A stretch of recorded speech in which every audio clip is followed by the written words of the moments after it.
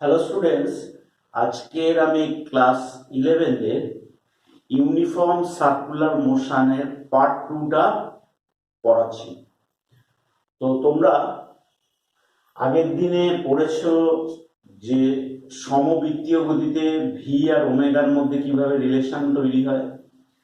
আজকে আমরা একদম নতুন জিনিস একটা শিখবো, সেটা হলো যে কোনো বস্তু যখন বৃত্তাকার পথে ঘুরতে চায় তখন তার উপরে সর্বক্ষণের জন্য কেন্দ্রাভিমুখী একটি বলের প্রয়োজন হয়। সেই বলকে কি বলবো? অভিকেন্দ্র বল। দেখো, যে কোনো বস্তু অলওয়েজ স্ট্রেট লাইন বরাবর যেতে চায়। যে কোনো বস্তুর উপর, ধরো এই বস্তুটা স্ট্রেট লাইন বরাবর যাচ্ছে, তা আমি যদি এর উপরে মানে এই যাচ্ছে, আমি যদি এর উপরে বল প্রয়োগ করি ক্রমাগত, কোন দিকে? কেন্দ্রাভিমুখী, তাহলে এই বস্তুটা অটোমেটিক্যালি ঘুরতে আরম্ভ করবে। তাহলে আমরা কি শিখলাম? যে কোনো বস্তু বৃত্তাকার পথে ঘুরতে হলে সর্বক্ষণের জন্য কেন্দ্রাভিমুখী একটি বলের প্রয়োজন হয়। সেই বলকে বলছি অভিকেন্দ্র বল। এখন 11-এর সিলেবাসে খুব ইম্পর্টেন্ট কোশ্চেন হলো যে অভিকেন্দ্র বলের রাশিমালাটি প্রতিষ্ঠা করে। ঠিক আছে, তো আজকের আমি অভিকেন্দ্র বলের রাশিমালা দিয়ে স্টার্টটা করছি। তাহলে প্রথমে লিখছি অভিকেন্দ্র বলের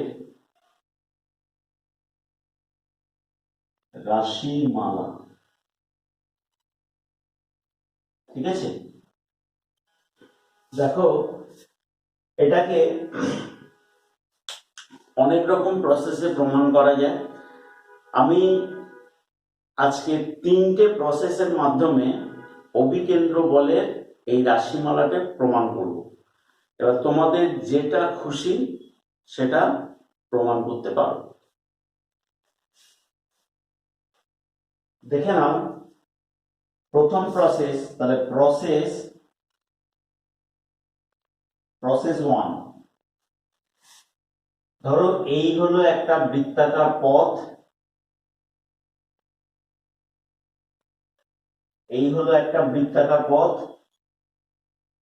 এই বৃত্তাকার পথ বরাবর একটি বস্তুকণা সমদ্রুতিতে বৃত্তাকার আবর্তন করছে, মানে বস্তুটার ইউনিফর্ম সার্কুলার মোশন নিয়ে আবর্তন করছে। তাহলে সমবৃত্তীয় গতিতে যদি আবর্তন করে, এইটাই মনে করো তার প্রথম অবস্থানে,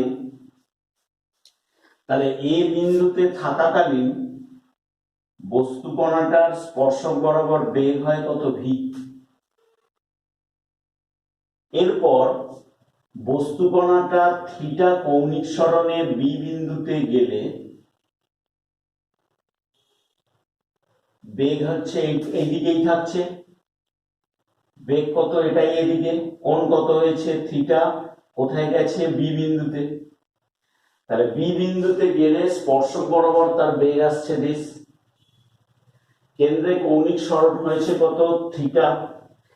এ থেকে বি তে যেতে সময় নিয়েছে কত? সময় লাগছে টি। এখন বি বিন্দুতে কণার বেগকে যদি আমি সমকৌণিক উপাংশে বিভক্ত করি, তবে সমকৌণিক উপাংশে বিভক্ত যদি করি, লক্ষ্য করো এই অ্যাঙ্গেলটা থিটা হলে একান্তর কোণ হিসেবে এই অ্যাঙ্গেলটা থিটা। আবার স্পর্শকের সঙ্গে ব্যাসার্ধ কত কোণ করে আছে? অবশ্যই এটা আর ব্যাসার্ধের বৃত্তাকার পথে ঘুরছে, তো স্পর্শকের সাথে ব্যাসার্ধ কত কোণ করে? অবশ্যই 90 ডিগ্রি। তাহলে এই অ্যাঙ্গেলটা কত আসছে? 90 ডিগ্রি মাইনাস থিটা। আবার এই যে দুটো সমকৌণিক উপাংশ নিয়েছি, এদের মধ্যেকার কোণ কত? 90 ডিগ্রি। তাহলে এই কোণটা কত আসছে? থিটা। দেখে নাও, তাহলে আমরা বলতে পারছি যে এই যে ভি বেগকে যদি সমকৌণিক উপাংশে বিভক্ত করি, তাহলে এই বরাবর বেগ কত, ভি কস থিটা, এই বরাবর উপাংশ কত আসবে, ভি সাইন থিটা। তাহলে কি শিখলাম? প্রথম থেকে ফের একটুখানি বলি। কোনো একটি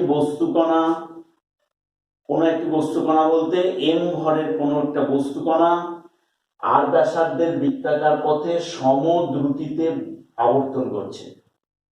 প্রথম অবস্থান এ থেকে আমি যদি ধরে নিই, এ থেকে টি সময়ে কণাটা বি বিন্দুতে পৌঁছলো, বি বিন্দুতেও স্পর্শক বরাবর বেগ ভি, এই ভি কে দুটি সমকৌণিক উপাংশে বিভক্ত করলে V cos theta, V sine theta. ওকে,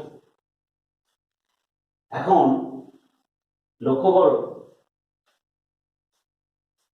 এই যে ভি সাইন থিটার এর ডিরেকশনটা এদিকে আর ভি কস থিটার ডিরেকশনটা এদিকে। দেখো তো, এ থেকে বি এর মধ্যেকার দূরত্ব আমার যা ছবি আঁকা আছে যথেষ্ট বেশি, মানে কৌণিক সরণটা যথেষ্ট বেশি। আপাতত আমি চোখের আন্দাজে বলতে পারি প্রায় 60 ডিগ্রির কাছাকাছি হয়ে গেছে। ঠিক আছে, তো এত দূরে না গিয়ে আমি যদি বি বিন্দুটাকে এ বিন্দুর খুবই নিকটে ধরি, তবে ধরো কিরকম, এ বিন্দু এটা, এ বিন্দু এটা, এখন বি বিন্দু খুবই কাছাকাছি অবস্থিত। ধরো বি বিন্দুটা এখানে, এই আঁকাটা একটু ছোট্ট মতো হচ্ছে, একটু কষ্ট করে দেখতে হবে। তাহলে এ আর বি এর মধ্যে ডিস্টেন্স অতি নগণ্য, খুবই ক্ষুদ্র।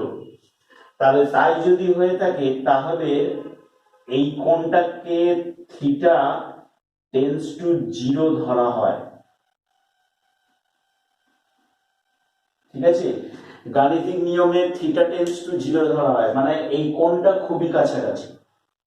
আচ্ছা, খুবই কাছাকাছি যদি হয়ে থাকে, তাহলে এই যে ধরো এই বরাবর একটা নাম দিলাম বিসি, এটা হলো বিডি, তাহলে বিসি বরাবর, আচ্ছা বিডি বরাবর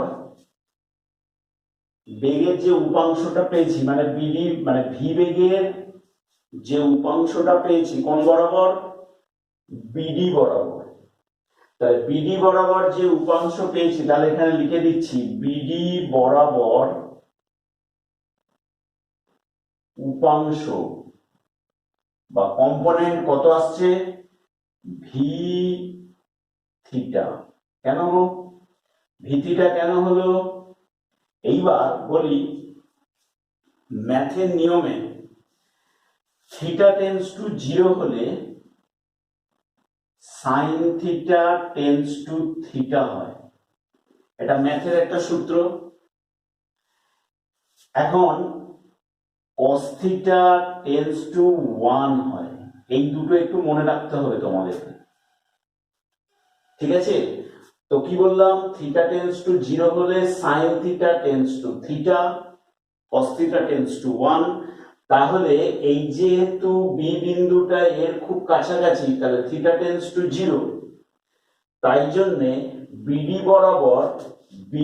বরাবর উপাংশ আসছে কত, ভি থিটা। সাইনের জায়গায়, সাইন থিটার জায়গায় থিটা, মানে এই ভি সাইন থিটার জায়গায় ভি থিটা। তাহলে তার ডিরেকশন কোন দিকে, দেখো তো তার ডিরেকশন কোন দিকে। আমি পেনটাকে দেখাচ্ছি বিডি বরাবর, ভেবে দেখো বিডি বরাবর।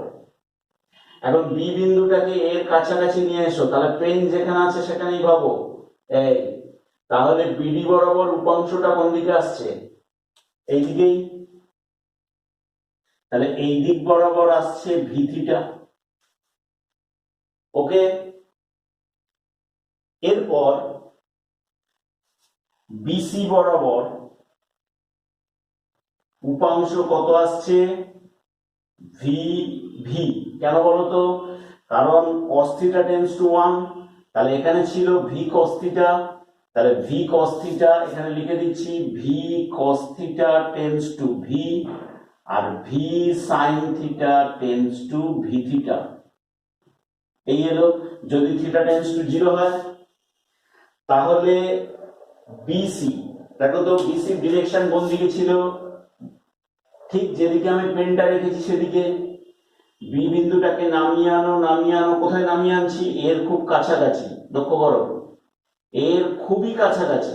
তাহলে দেখা যাচ্ছে এই বরাবর বেগ আসছে ভি, দেখে নাও এই বরাবরই তো ছিল ভি, এটা ভি, আর ভি সাইন থিটা কোন দিকে, এইদিকে। তাহলে আমি এখান থেকে একটা জিনিস বলতে পারি, এ বিন্দু থেকে ক্ষুদ্র কৌণিক সরণে বি বিন্দুতে গেলে স্পর্শক বরাবর বেগের কোনো পরিবর্তন হয়নি। কেন, লক্ষ্য করো এ বিন্দুতে স্পর্শক বরাবর বেগ ছিল কত, ভি। বি বিন্দুতে স্পর্শক বরাবর বেগ ছিল ভি কস থিটা। যেহেতু বি বিন্দু এ বিন্দুর অতি নিকটে, তাই ভি কস থিটার জায়গায় ভি রয়ে গেছে, অর্থাৎ স্পর্শক বরাবর বেগের চেঞ্জ হয়নি। কিন্তু কেন্দ্রাভিমুখী নতুন একটি বেগের উৎপত্তি হয়েছে। এ বিন্দুতে কেন্দ্রাভিমুখী কোনো বেগ ছিল না, কারণ আমি এ বিন্দু থেকে কণাটা স্টার্ট করেছে ধরে নিয়েছি। তাহলে এ বিন্দুতে কেন্দ্রাভিমুখী বেগ ছিল না, কিন্তু এ থেকে বি তে এলেই কেন্দ্রাভিমুখী নতুন একটি বেগের উদ্ভব হয়।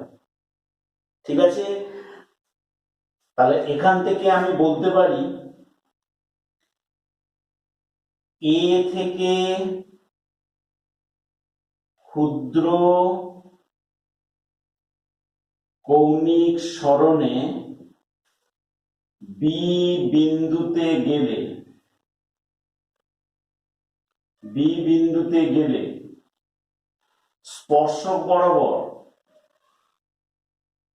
স্পর্শক বরাবর বেগের কোনো পরিবর্তন হয়নি, কিন্তু কেন্দ্রাভিমুখী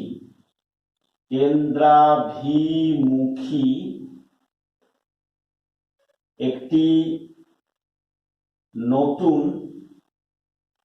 বেগের সৃষ্টি হয়েছে।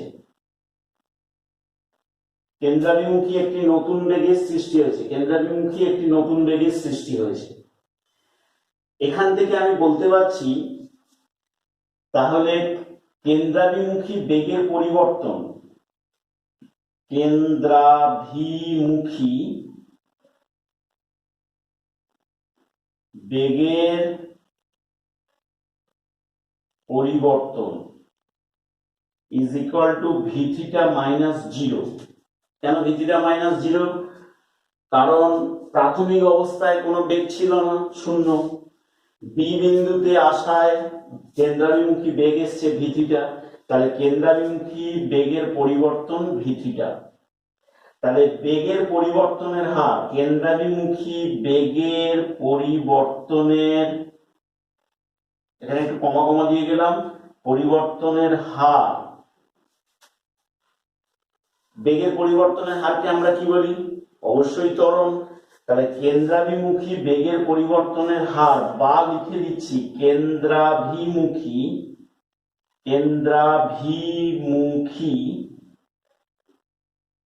ত্বরণ, এসি দিলাম, সি ফর সেন্টিপ্রেটার, কেন্দ্রাভিমুখী। তাহলে কেন্দ্রাভিমুখী ত্বরণ কত আসবে? ভি থিটা বাই টি।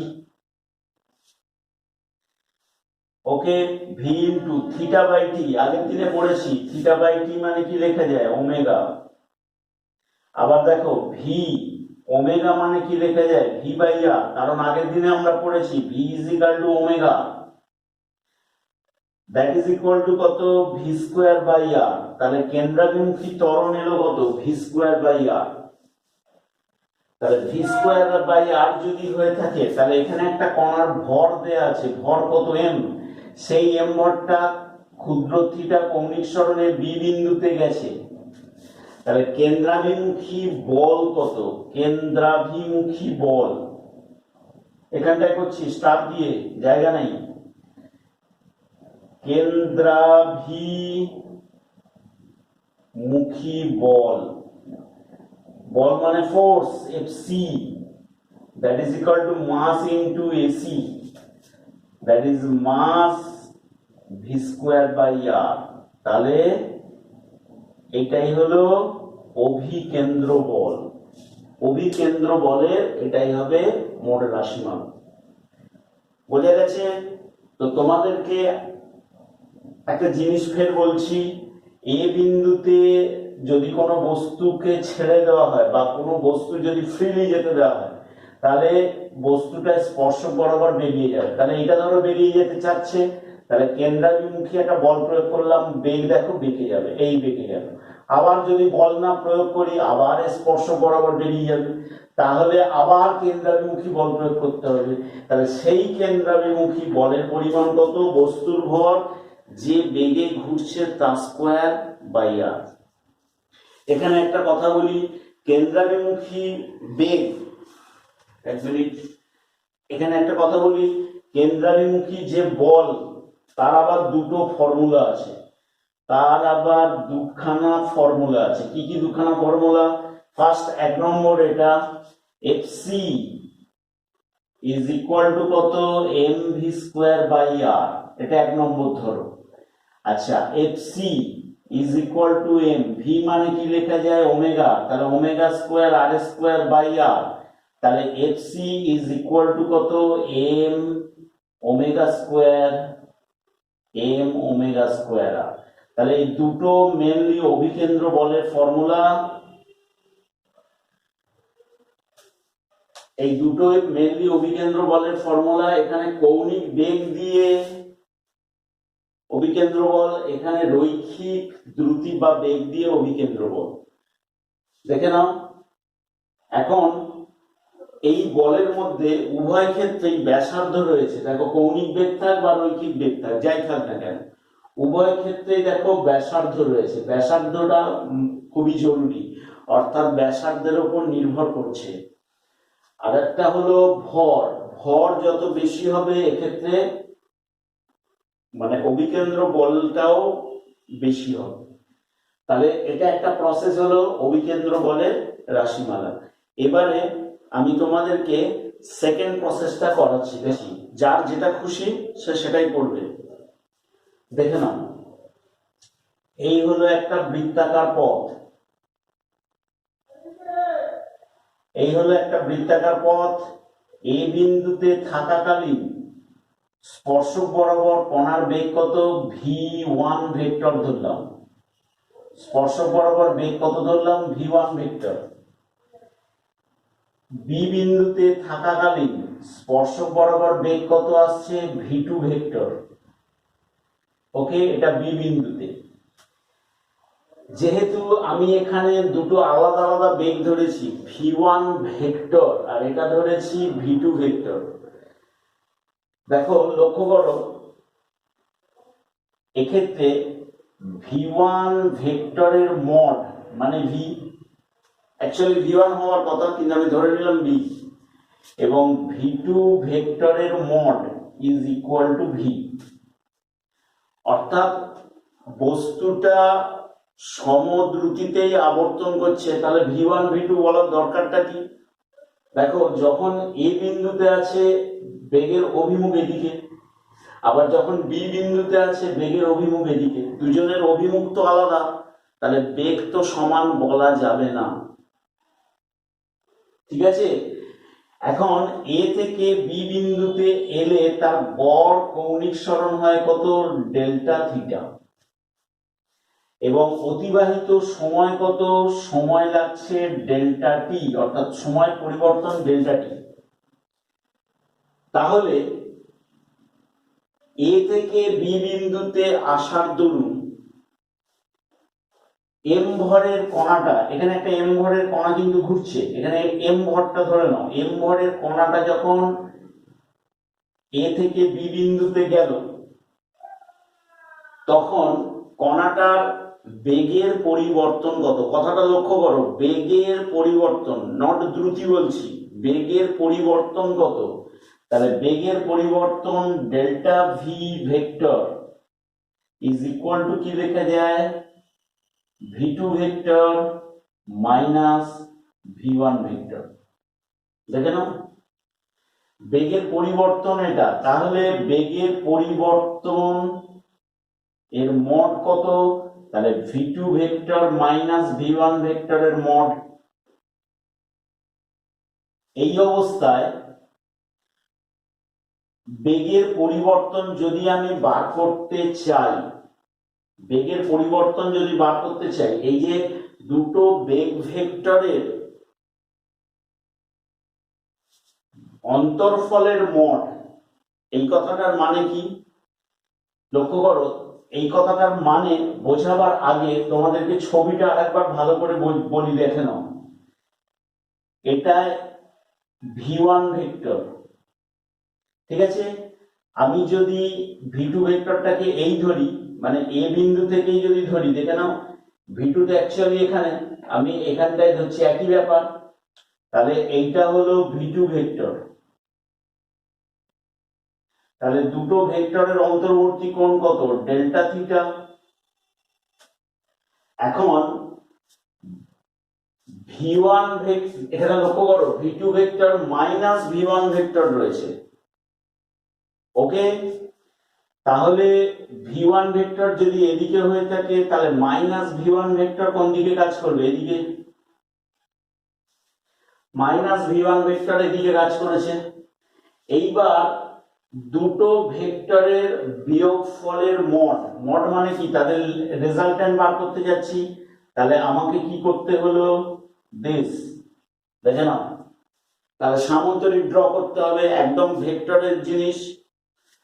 আমি কি করব, এখান থেকে এটাকে কর্ণ টানবো, এই কর্ণটাই হবে লব্ধি, অর্থাৎ v1 v2 ভেক্টর আর মাইনাস v1 ভেক্টরের রেজাল্টেন্ট আসবে এই কর্ণ বরাবর। তাহলে এটাকে লিখতে পারি v2 vector minus v1 vector. তাহলে এই অ্যাঙ্গেলটা আমাকে জানতে হচ্ছে কত, 180 ডিগ্রি মাইনাস ডেল্টা থিটা। তাহলে তাই যদি হয়ে থাকে, তাহলে এইবারে ভেক্টরের ফর্মুলা ইউজ করো। এই লব্ধিটা মানে কি, ভেক্টরের অ্যাডিশন হচ্ছে বা ভেক্টরের অন্তর্ফল হচ্ছে, একই ব্যাপার। তাহলে কি ফর্মুলা, তাহলে v2 square plus v1 square plus 2 into v2 into v1 cos 180 degree minus delta theta. দেখে নাও এইবার v2 র মড মানে কত, v কারণ সমুদ্র দিকে ঘুরছে, তাহলে v square plus v square, দেখে নাও মাইনাস 180 ডিগ্রি মাইনাস থিটা মানে cos 180 degree minus theta minus 2 into v into v cos delta theta this. তাহলে এখানে কত আসছে, 2v square minus 2v square cos delta theta. তাহলে 2v স্কয়ার কমন চলে গেল, 1 minus cos delta theta. তাহলে 2v square, আচ্ছা 1 মাইনাস cos থিটা মানে ম্যাথের সূত্র 2 sin স্কয়ার থিটা বাই 2। তাহলে 2 sin square delta theta by 2, ঠিক আছে। তাহলে 2 sin square delta theta by 2 এই এলো। আচ্ছা এইবারে ভেবে দেখো, আমার এখানে একটু ভুল হয়ে আছে। ভুলটা কি, আমি রুট দিইনি, কারণ লব্ধির সূত্রতে ভাবো root over p square plus q square plus 2pq cos theta, আমি সেটাই করছি, এখানে রুটটা দেওয়া হয়নি। দিস এই এলো, দ্যাট ইজ ইকুয়াল টু কি লিখতে পারি, root over 4v square sin square delta theta by 2। আচ্ছা এইবারে আমরা আগের প্রমাণে কি শিখেছিলাম, যে এ থেকে বি এর এই পরিবর্তনটা খুবই ক্ষুদ্র, মানে খুব ক্ষুদ্র কৌণিক সরণে কণাটা এ বিন্দু হতে বি বিন্দুতে এসেছে। তাহলে delta theta tends to 0, then sine delta theta tends to delta theta. তাহলে তাই যদি হয়ে থাকে, এখান থেকে দেখো √4v² sine square delta theta by 2, তাহলে এটা সাইন স্কোয়ার যদি হয়ে থাকে তাহলে এটাও কি হবে, স্কোয়ার চলে আসবে। তাহলে কত আসছে, ডেল্টা থিটা বাই 2 এর স্কোয়ার, ডেল্টা থিটা বাই 2 এর স্কোয়ার।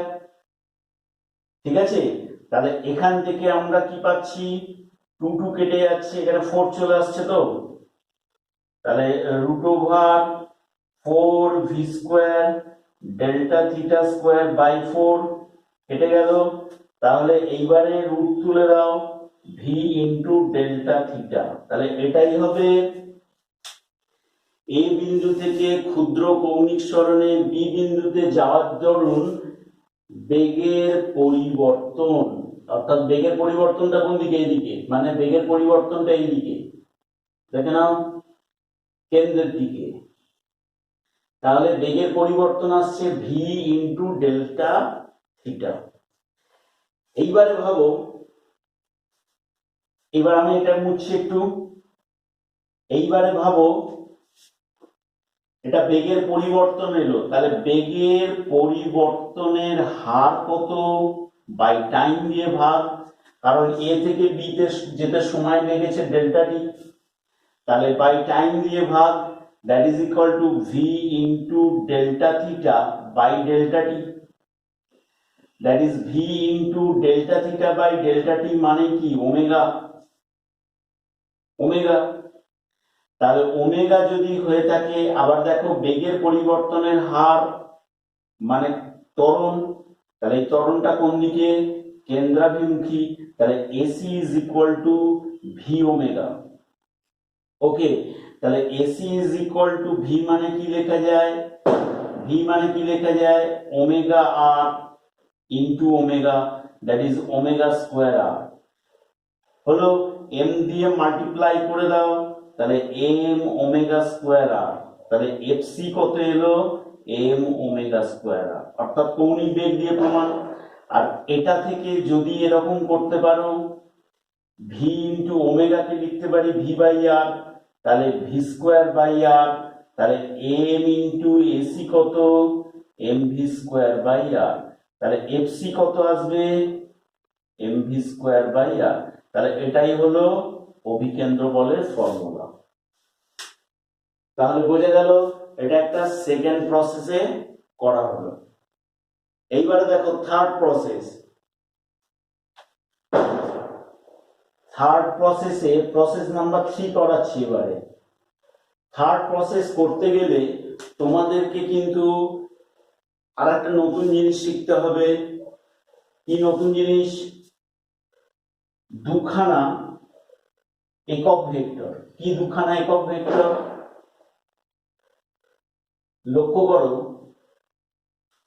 কোন বস্তু যখন বৃত্তাকার পথে ঘোরে, বৃত্তাকার পথে ঘোরার সময় দুখানা একক ভেক্টর আমরা প্রকাশ করতে পারি। কিরকম দুখানা একক ভেক্টর,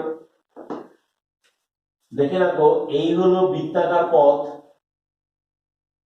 এই হলো বৃত্তাকার পথ,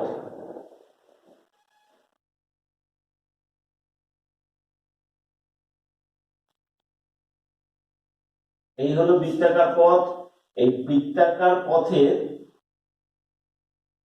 যখন ধরো কোনো একটা বস্তু কণা এই গেল, তাহলে এই অবস্থান ভেক্টরে গেল, এখানে একটা আমি অবস্থান ভেক্টর দিয়ে যদি প্রকাশ করি, তাহলে এই বরাবর একটা একক ভেক্টর পাওয়া যায়, একে বলা হচ্ছে ইআর ক্যাপ। ইআর ক্যাপটা কি, অরীয় একক ভেক্টর বা রেডিয়াল ইউনিট ভেক্টর। তাহলে একদম নতুনত্ব জিনিস কিন্তু ইআর ক্যাপ, একে বলা হচ্ছে রেডিয়াল ইউনিট ভেক্টর, বাংলায় বলে কি, অরীয় একক ভেক্টর। তাহলে এটাকে প্রকাশ করব কি দিয়ে? ER cap. আর একটা ইউনিট ভেক্টর আছে, সেটা পরে বলছি। লক্ষ্য করো, এই অ্যাঙ্গেলটা থিটা, মনে করে নাও এটা প্রাথমিক অবস্থান এ, এখান থেকে বি বিন্দুতে গেল।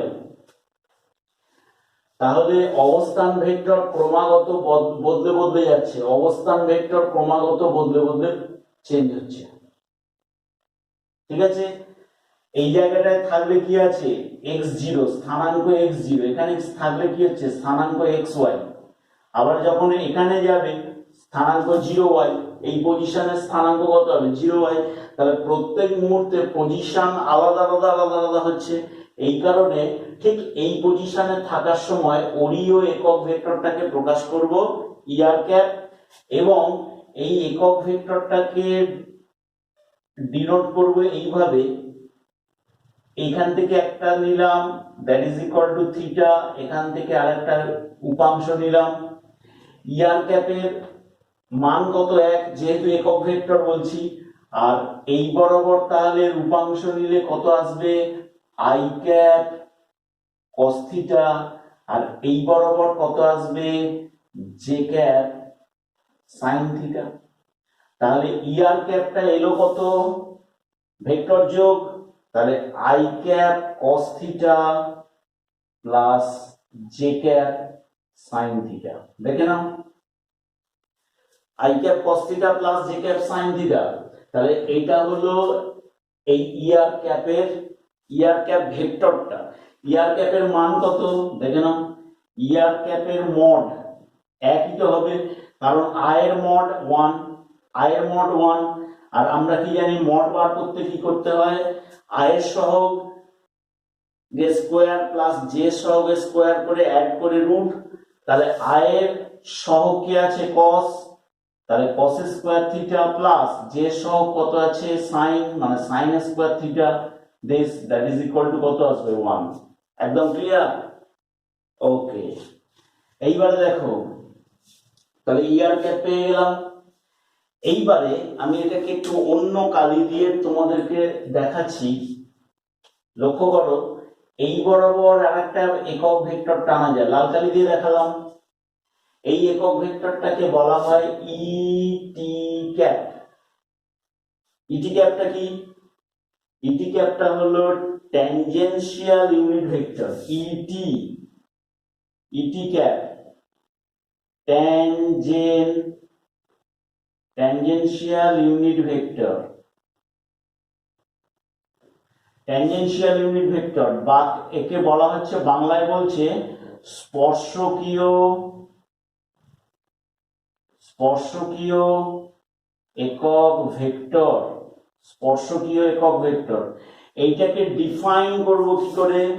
লক্ষ্য করো, ইটিটার ডিরেকশন এদিকে, একে আবার উপাংশে ভাঙছি, ভালো করে দেখে নাও, এটাকে উপাংশে ভাঙছি। এই অ্যাঙ্গেলটা থিটা হলে এই অ্যাঙ্গেলটাও কত আসবে? এই অ্যাঙ্গেলটাও থিটা।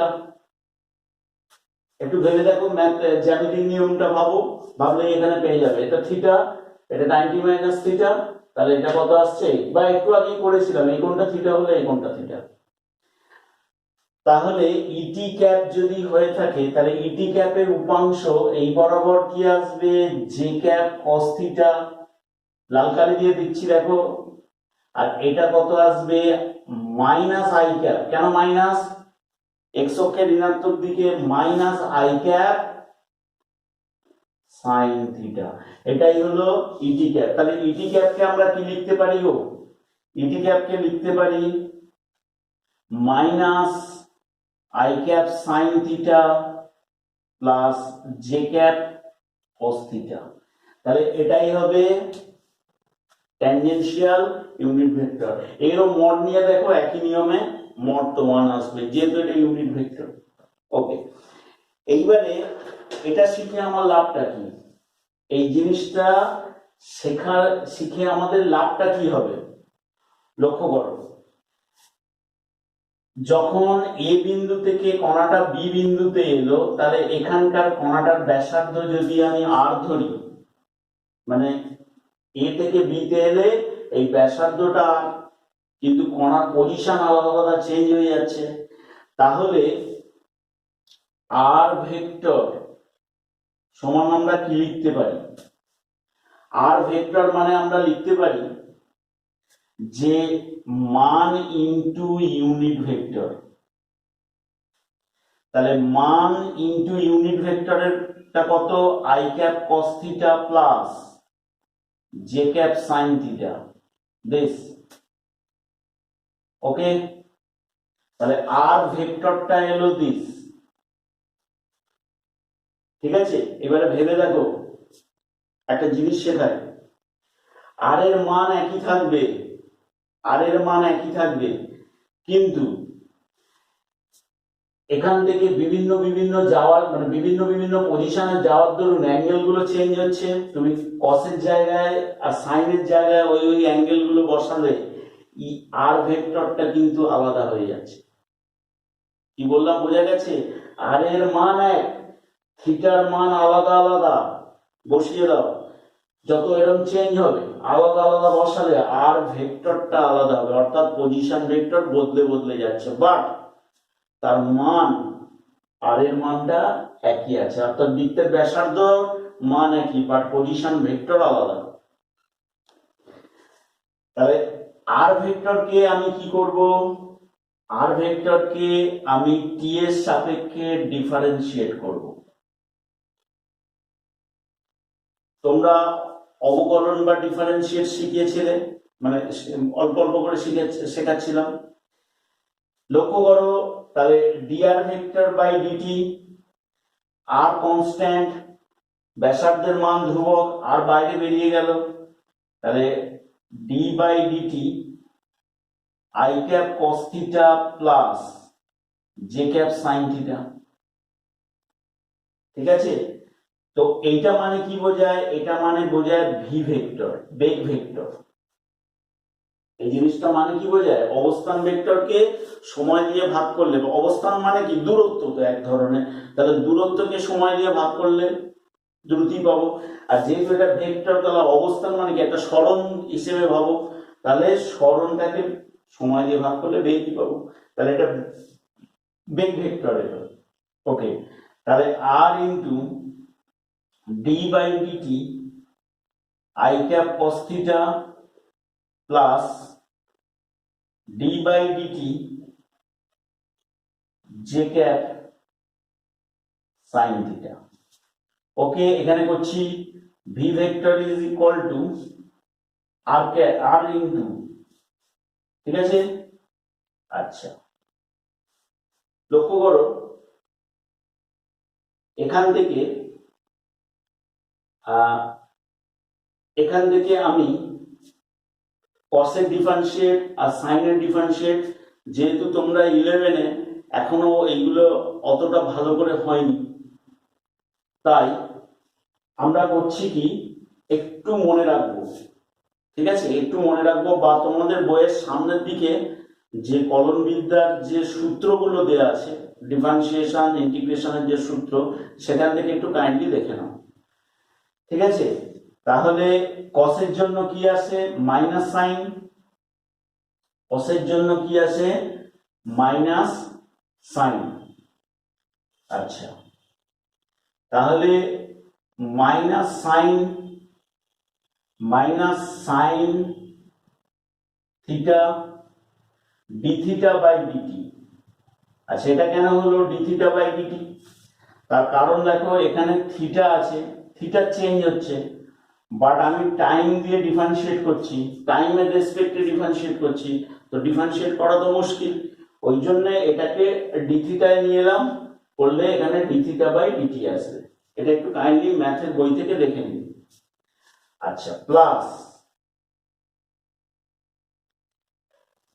জের জন্য কি হবে? জে ক্যাপ, সাইনের জন্য কস থিটা আছে ডি থিটা বাই ডিটি, সে এটাও একই নিয়মে D theta by DT, this. Okay, তাহলে V vector is equal to এখান থেকে দেখো R into D theta by DT common যাবে, কমন গেলে কি আসে, minus I cap sine theta plus J cap cos theta. দেখে নাও, তাহলে V vector is equal to D theta by DT মানে কি ওমেগা, আগের দিনে পড়েছি। তাহলে ওমেগা আর, আর এটা মানে কি, এটা লেখাই আছে দেখে নাও, that is equal to ET cap, ET cap. তাহলে কি পেলাম, V vector is equal to, V vector is equal to omega R মানে কি লেখা যায়, ভি ইন্টু ইটি ক্যাপ। তাহলে এটা প্রমাণিত হলো যে কোনো বস্তু কণা যদি বৃত্তাকার পথে আবর্তন করে তাহলে বেগ ভেক্টরটা কোন দিকে কাজ করবে, স্পর্শক বরাবর। দেখো বেগের মান মানে দ্রুতি ইন্টু ইউনিট ভেক্টর, ইউনিট ভেক্টরটা কোন দিকে, স্পর্শক বরাবর। ইউনিট ভেক্টরটাকে আমরা কোন দিকে করেছি, স্পর্শক বরাবর। দেখে নাও, তাহলে এটাও প্রমাণিত হয়, তোমাদের আগের দিন বলছিলাম যে যে কোনো বস্তু যদি বৃত্তাকার পথে আবর্তন করে তাহলে তার বেগ অলওয়েজ স্পর্শক বরাবর কাজ করবে। সেটা গাণিতিক ভাবে কোনো ব্যাখ্যা আছে, তার গাণিতিক ব্যাখ্যাটা হলো এটা। দেখো আমি বস্তুর অবস্থান ভেক্টরটাকে ধরেছি এই প্লেন বরাবর, অথচ এখানে যে কণাটা আছে তার বেগ কাজ করছে স্পর্শক বরাবর। ঠিক আছে, তাহলে সেই তার প্রমাণটাই এটা, অর্থাৎ যে কোনো বস্তু কণা সমদ্রুতিতে ঘুরুক অসমদ্রুতিতে ঘুরুক আর যেখানেই ঘুরুক না কেন স্পর্শক বরাবর তার বেগ থাকবেই। কিরম বেগ, রৈখিক বেগ, কৌণিক বেগ নয় কিন্তু। তাহলে ভি ভেক্টর হলো দিস ইটি ক্যাপ। তাহলে এর দ্বারা প্রমাণিত হলো বৃত্তাকার পথে আবর্তনশীল কোন বস্তু কণার বেগ কোন দিকে, স্পর্শক বরাবর। আচ্ছা, আমাদের কিন্তু আমরা এটা প্রসেস 3 করছি, এখনো কিন্তু প্রমাণটা শেষ হয়নি। এইবার লক্ষ্য করো, আমি এটা একটু মুছবো, লক্ষ্য করো, কি লক্ষ্য করবে, আমি এই জিনিসটাকে আরেকবার ডিফারেন্সিয়েট করব, এই ব্যাপারটাকে আবার ডিফারেন্সিয়েট করব, মানে আমি এই লাইনটা করছি, এই যেখানে আমি ডবল রাইট চিহ্ন দিলাম, এইটাকে ডিফারেন্সিয়েট করছি। তাহলে ডিভি ভেক্টর বাই ডিটি, কেন বলতো ডিভি ভেক্টর বা আবার ডিফারেন্সিয়েট করতে যাচ্ছি কেন, তার কারণ হলো আমি ত্বরণ বার করতে চাই। ত্বরণ না বার করলে আমি ভর গুণ করতে পারবো না ত্বরণের সঙ্গে, ততক্ষণ না অভিকেন্দ্র বল পাওয়া যাবে না, কারণ বল তো ভরের সঙ্গে ত্বরণ গুণ করতে হবে। তাহলে এই কারণে বেগকে সময়ের রেসপেক্টে ডিফারেন্সিয়েট করছি। তাহলে DV vector by DT that is equal to কত, D by DT, D by DT, D by DT এখান থেকে ওমেগা আর ইন্টু ইটি ক্যাপ। দেখো আর বাইরে গেল, আর বাইরে গেল, তাহলে D by DT into omega ET cap. ঠিক আছে, অ্যাকচুয়ালি এই লাইনটাকে এরকম ভাবে না করে ইটি ক্যাপটাকে বসিয়ে দিই, ইটি ক্যাপটাকে বসিয়ে দিচ্ছি,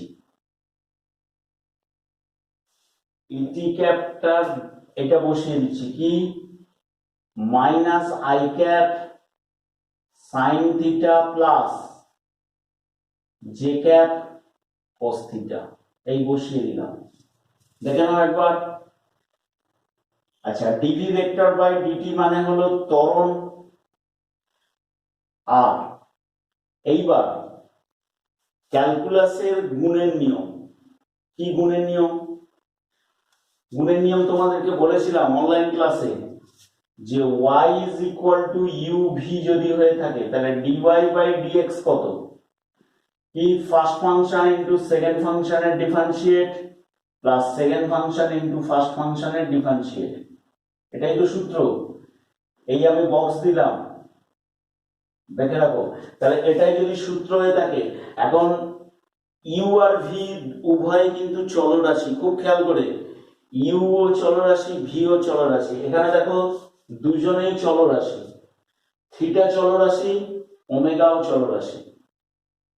ঠিক আছে, থিটাও চলরাশি ওমেগাও চলরাশি। তাহলে তাই যদি হয়ে থাকে তাহলে নিয়ম হলো কি, ফার্স্ট ফাংশন ইন্টু সেকেন্ড ফাংশনের ডিফারেন্সিয়েট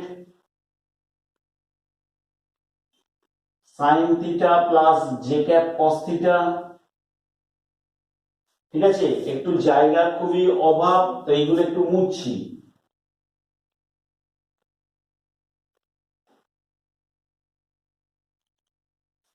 লক্ষ্য করো, তাহলে ফার্স্ট ফাংশন ইনটু সেকেন্ড ফাংশনের ডিফারেন্সিয়েট প্লাস সেকেন্ড ফাংশন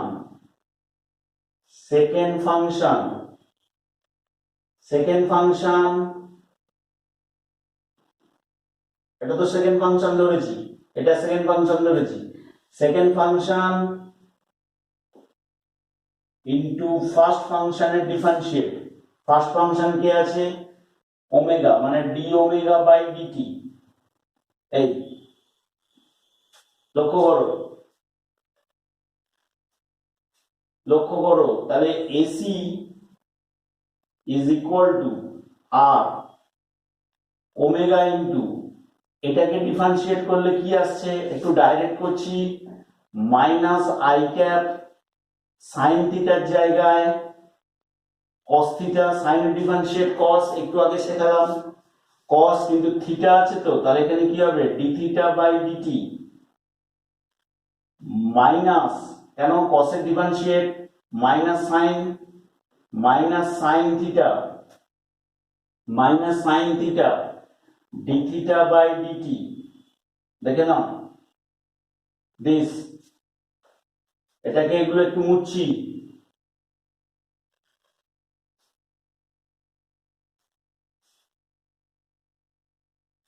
লক্ষ্য করো, প্লাস এটা মানে কি, এটা মানে হলো ET cap D omega by DT থাক। এইবার লক্ষ্য করো, আর এখানে মাইনাস কমন নিলে omega D theta by DT চলে গেল বাইরে, তাহলে I cap cos theta plus J cap sine theta ET cap into D omega by DT. লক্ষ্য করো, আর মাইনাস এটা সমান কত, এটা সমান হলো, এটা মানে ওমেগা, এটা একটা ওমেগা, এটা একটা ওমেগা, তাহলে omega square I cap cos theta, এটাকে কি লিখতে পারি, I cap cos theta plus J cap sine theta মানে ER cap plus ET vector মানে ET cap D omega by DT. Okay, তাহলে এসি ভেক্টর এই এলো,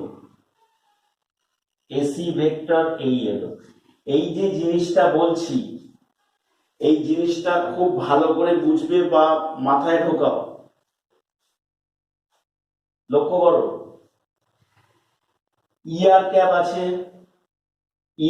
আছে, এখানে মাইনাস আছে, এখানে ইটি ক্যাপ আছে, ডি ওমেগা বাই ডিটি আছে। এটা আবার কি বোঝাচ্ছে, লক্ষ্য করো, এই যে জিনিসটা এলো, লক্ষ্য করো, ওমেগাকে এক্ষেত্রে একটা চলরাশি ধরা হয়েছে, মানে চলরাশি মানে কি, যে কোনটিরও পরিবর্তনশীল, ওমেগাকে এক্ষেত্রে চলরাশি ধরা হয়েছে। এই কথাটার মানে ওমেগা ক্রমাগত পরিবর্তিত হচ্ছে, মানে ওমেগা স্থির ধরা হয়নি। এই এতক্ষণ ধরে যা কিছু করা হলো, ওমেগাকে স্থির ধরা হয়নি, যার জন্য এটা হচ্ছে একটা চলরাশি, আর থিটা তো চেঞ্জ হচ্ছে, এটা একটা চলরাশি। তাহলে দুটো চলরাশির জন্য এই জিনিসটা এসছে। ঠিক আছে, দেখে নাও, first function second function differentiate plus second function into first ফাংশনের ডিফারেন্সিয়েট। এই যে পরিবর্তন, ওমেগার পরিবর্তন, ওমেগা চলরাশি হওয়ার জন্য ওমেগার পরিবর্তন, অর্থাৎ এই সমীকরণটা কি প্রমাণ করে, এই সমীকরণটা প্রমাণ করে বস্তু সমকৌণিক বেগে ঘুরছে না, ক্রমবর্ধমান হোক বা অসম কৌণিক বেগে আবর্তন করছে। ঠিক আছে, তাহলে তাই যদি হয়ে থাকে তবে এক্ষেত্রে অভিকেন্দ্র বল তখন কত আসবে? M into a c vector. খেয়াল করো, এম ইন্টু এসি ভেক্টর। তাহলে এখান থেকে লেখা যায় minus m into omega square R year cap plus m into D omega by DT into ET cap. মাথায় ঢোকাও। এটা মানে হলো এফসি অভিকেন্দ্র বল। এটা মানে কি বোঝাচ্ছে? এফসি অভিকেন্দ্র বল মাইনাস এম ওমেগা স্কোয়ার আর ইটি ক্যাপ। আচ্ছা এক মিনিট, এটাকে এফসি ধরছি না, এটা হলো এফ ভেক্টর ধরলাম। এটাকে এফ ভেক্টর ধরলাম, এটা বুঝিয়ে দিচ্ছি ভালো করে, আগে দেখে নাও। মাইনাস এম ওমেগা স্কোয়ার আর ইয়ার ক্যাপ প্লাস এম, এইটা মানে কি লেখা যায়? এটা মানে লেখা যায় আলফা। কারণ আমরা আগের দিনে কি পড়েছিলাম যে alpha is equal to d omega by d t. যেমন মনে করো ওমেগা মানে কি লেখা যাচ্ছে? D theta by d t. তাহলে আলফা মানে কি লেখা যাবে? D omega by d t. তাহলে এক্ষেত্রে এটা d omega by d t e t cap, মানে এটা আলফা ইন্টু ইটি ক্যাপ। খুব খেয়াল করে, এম ইন্টু আলফা, ভর ইন্টু কৌণিক ত্বরণ, ভর ইন্টু কৌণিক ত্বরণ। এক মিনিট, এখানে একটা ব্যাসার্ধ ঢুকবে, এই ব্যাসার্ধটা গুণ হবে, এই ব্যাসার্ধটা গুণ হবে এই, তাহলে এম এই, তাই তো? দ্যাট ইজ ইকুয়াল টু, লক্ষ্য করো, আর আলফা মানে কি লেখা যায়? আর আলফা মানে এ সমান আর আলফা। আগের দিনে করলাম V is equal to omega, তাহলে এ ইজ ইকুয়াল টু কি লেখা যাবে? আর আলফা। তাহলে এই বরাবর একটা ত্বরণ পাওয়া যাচ্ছে, খুব খেয়াল করে, এম ওমেগা স্কোয়ার আর ইয়ার ক্যাপ প্লাস, এটা মানে হলো এম এ ইটি ক্যাপ। আচ্ছা, এখানে তোমাদেরকে একটা জিনিস শেখাই। তোমাদের এইটা একটু কঠিন লাগছে, ঠিক আছে, কিন্তু এটা বুঝতে হবে। তোমরা এটা পরীক্ষা নাও করতে পারো, কোনো অসুবিধা নেই, এটা বুঝতে হবে। আগে দেখে নাও, তাহলে কি হলো? এ একটা বস্তু আবর্তন করছে সম কৌণিক বেগে নয়, অসম কৌণিক বেগে। তাহলে এখান থেকে বস্তুটা আবর্তন করছে, এখানটায় যখন আছে, ধরো এখানে যখন ঘুরছে, তখন এই বরাবর একটা ত্বরণ, দেখে নাও, স্পর্শক বরাবর একটা ত্বরণ পাচ্ছি। খুব ভালো করে দেখো, স্পর্শক বরাবর একটা ত্বরণ পাচ্ছি। সেই স্পর্শক বরাবর ত্বরণটা হলো এইটা, M A into ET cap. অর্থাৎ এই বরাবর একটা ফোর্স পাচ্ছি, এটাকে কি ফোর্স বলবো? Tangential force.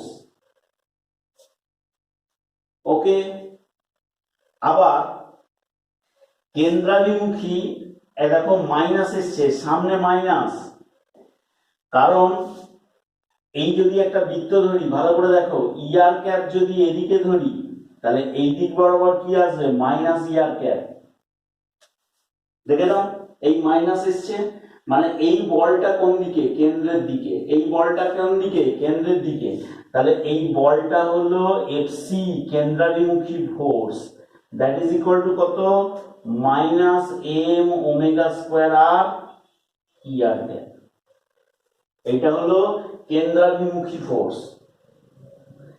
তাহলে কোন বস্তুকণা যদি অসম দ্রুতিতে বৃত্তাকার পথে ঘোরে, তখন কেন্দ্রাভিমুখী একটা বল হয়, আবার স্পর্শক বরাবরও একটা বল পাওয়া যায়। তাহলে কিরকম জটিল ব্যাপার ভেবে দেখো। কোন বস্তু যদি অসম দ্রুতিতে বৃত্তাকার পথে ঘোরে, ঘোরার জন্য তো কেন্দ্রাভিমুখী বল লাগবেই। তাহলে এইটা হচ্ছে কি কেন্দ্রাভিমুখী বল, এবং স্পর্শক বরাবর আর একটা বল এফটি। এইবার এই দুটো বলের লব্ধি কাজ করছে এই ডিরেকশনে, দ্যাট ইজ ইকুয়াল টু, এটা কি ভেক্টর, এফ ভেক্টর। এই ক্লিয়ার? অর্থাৎ কোন বস্তু যদি বৃত্তাকার পথে ঘোরে তার ওপর বলটা এই বরাবর কাজ করবে, অসম দ্রুতিতে বৃত্তাকার পথে ঘুরলে এই বরাবর কাজ করবে। এইবারে ভেবে দেখো তো, তোমাদের প্রমাণটা এবারে আরো সোজা হয়ে গেল। কিরকম সোজা হয়ে গেল? যদি এটা না থাকে, এই এফটিটা না থাকে, তাহলে বস্তু কেমন ঘুরছে? বস্তু সমদ্রুতিতে ঘুরছে বা সমকৌণিক বেগে ঘুরছে। তখন এত কিচ্ছু করার দরকার নেই, এই এত জিনিসগুলো কিচ্ছু করার দরকার নেই। তখন মনে রাখবে এই ওমেগাটাও কনস্ট্যান্ট, কারণ এটা চলরাশি নয়, বস্তু সমকৌণিক বেগে ঘুরছে। তাহলে এটা চলরাশি নয়, তাহলে ওমেগাটা তাহলে কি আসছে? এইবারে দেখো কত সোজা হয়ে যাচ্ছে। এইবারে এটা মুছে দিচ্ছি, দেখো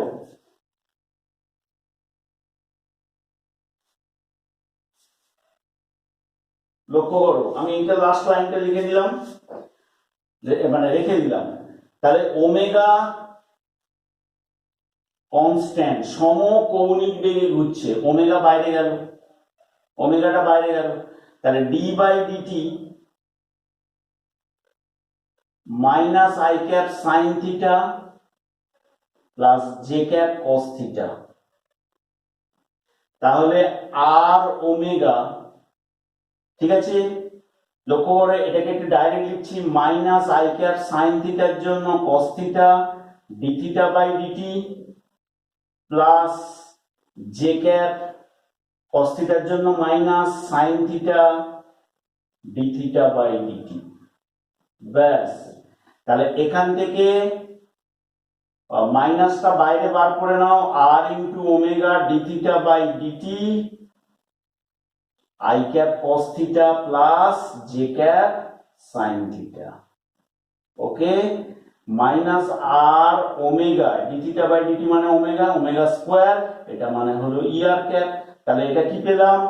এটা পেলাম কেন্দ্রাভিমুখী ত্বরণ। শুধুমাত্র এটা থাকছে না, এটা থাকছে না, ভেবে দেখো এই জিনিসটা নেই, এই জিনিসটা নেই, সমদ্রুতিতে বা সমকৌণিক বেগে ঘুরলে এই জিনিসটা নেই, মানে এই ফোর্সটাও নেই, কেবলমাত্র কেন্দ্রাভিমুখী ফোর্স রয়েছে। এই কেন্দ্রাভিমুখী ত্বরণ, এটা কেন্দ্রাভিমুখী ত্বরণ, এসি লেখা আছে। তাহলে কেন্দ্রাভিমুখী বল কত? কেন্দ্রাভিমুখী বল আসবে FC is equal to this. তাহলে এটাই হবে। তাহলে এই বলের মান কত হবে? এই বলের মান আসবে, মাইনাস লিখবো না মানে, only for M omega square R. এবার ওমেগাটাকে তুমি চেঞ্জ করলে M V square by R. এই হলো মেন প্রমাণ। তাহলে এই প্রমাণটা যদি কেউ করতে চাও, এই যে তলার প্রমাণগুলো, আগের যে প্রমাণগুলো লেখা ছিল সেগুলো না করলেও হবে, তোমরা শুধু ওটা লিখে দেবে, বস্তু সমকৌণিক বেগে ঘুরছে, সমকৌণিক বেগে ঘুরলে ওমেগা কনস্ট্যান্ট বাইরে বেরিয়ে এলো, ব্যাস প্রমাণটা হয়ে যাবে। ক্লিয়ার? আজকের এই পর্যন্তই থাক। ওকে, বাই।